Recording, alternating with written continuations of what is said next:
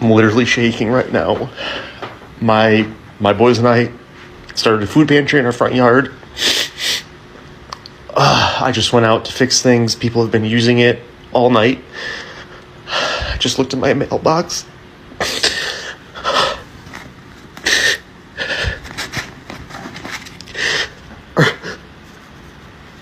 Are you kidding me? There's no name. It just says, may God prosper and bless your food pantry. We're really not letting people go hungry, man. Okay, 6 million views later, I'm on here because it's been an emotional 24 hours. I'm going to show everybody the setup I started with, the setup me and my boy started with, and what we're at right now. If you want to start your own food pantry. I live in the South Hills of Pittsburgh. Here's what we had. It's quite literally hand cooler, this specific tote. You know why? Because it said Christmas lights and I scribbled it out with Sharpie. Okay. I took what we had in our basement and in our garage and we put food in it. I made a sign. My kids and I made this sign. It's gonna get upgraded, but here's what we had.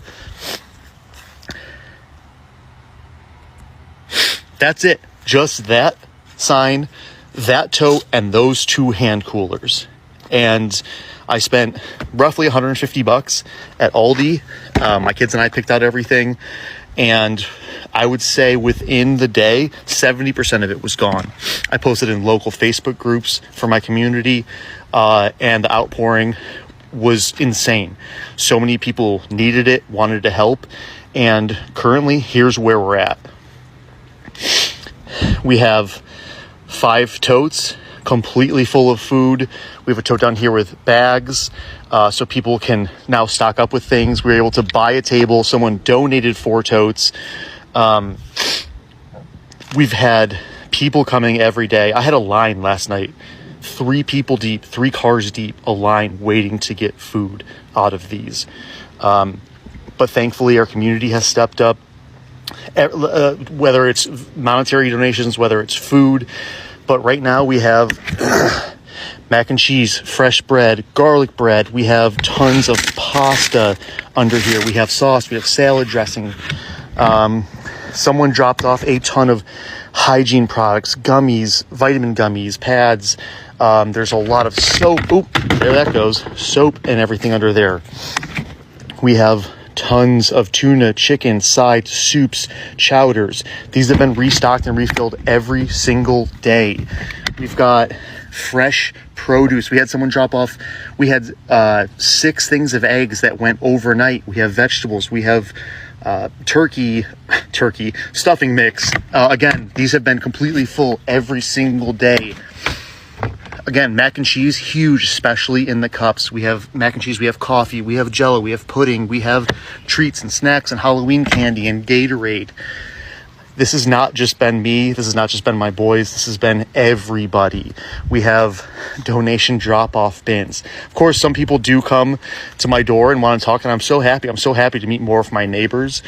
But this has been just an experience that we never would have expected. And literally, to start, 1 tote, 2 hand coolers, and that was it. The rest, we showed up for each other. So you never know where this is going to take you. If you do make one, please show me. Thank you so much.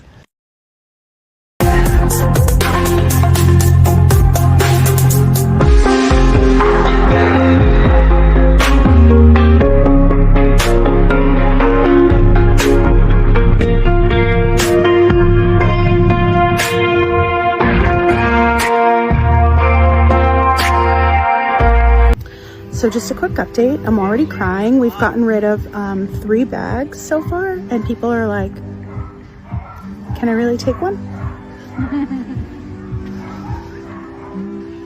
It's what it's all about. This is what it's all about.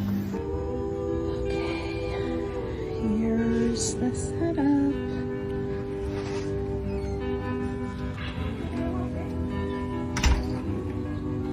¿Necesita una bolsa de comida? Quick update, we've given away like 8 grocery bags. We have 11 grocery totes left. We have 6 grocery totes left.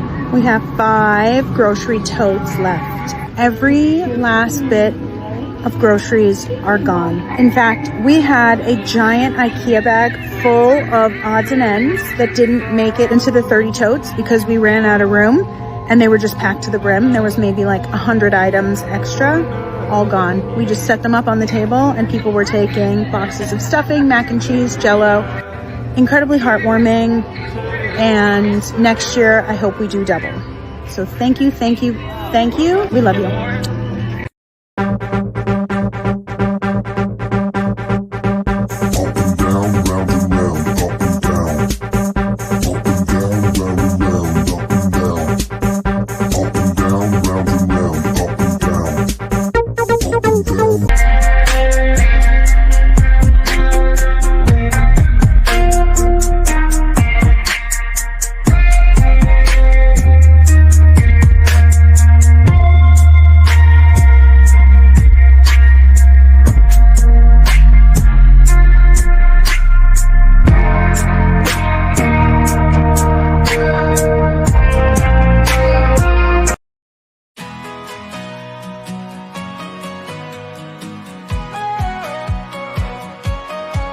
When you lend a helping hand, you make the world a better land. Every act of kindness, big or small, can bring a smile and lift us all. Helping others shows you care. It's a joy we all can share.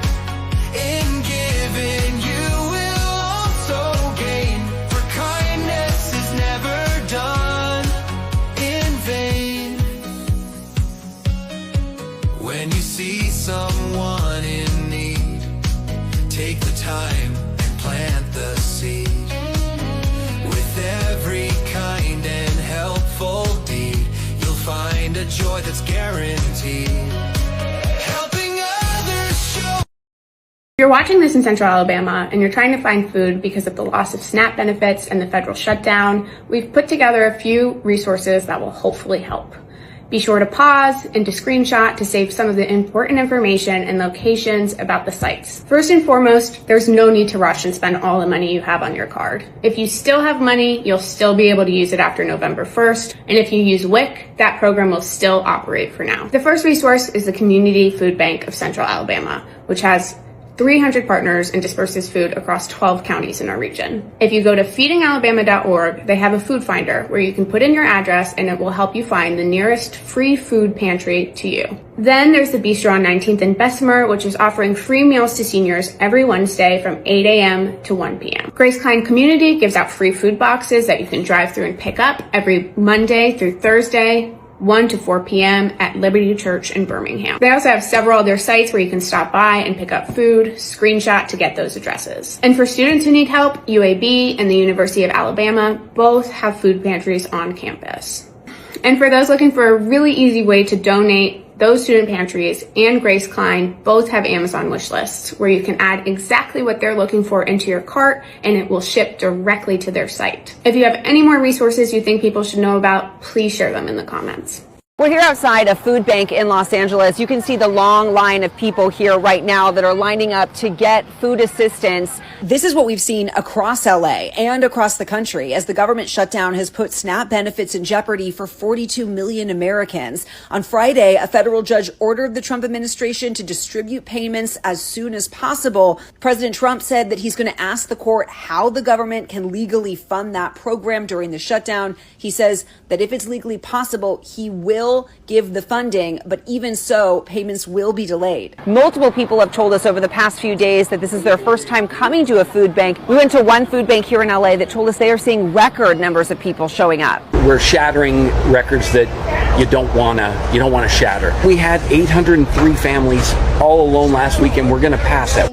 I also met the Leal family, and they have 5 children under the age of 13, including 2 10-month-old twins. They get $750 a month in SNAP or CalFresh benefits, and without that, they are very scared about how they are going to make ends meet. Have you ever been to the food bank before? No, we never have.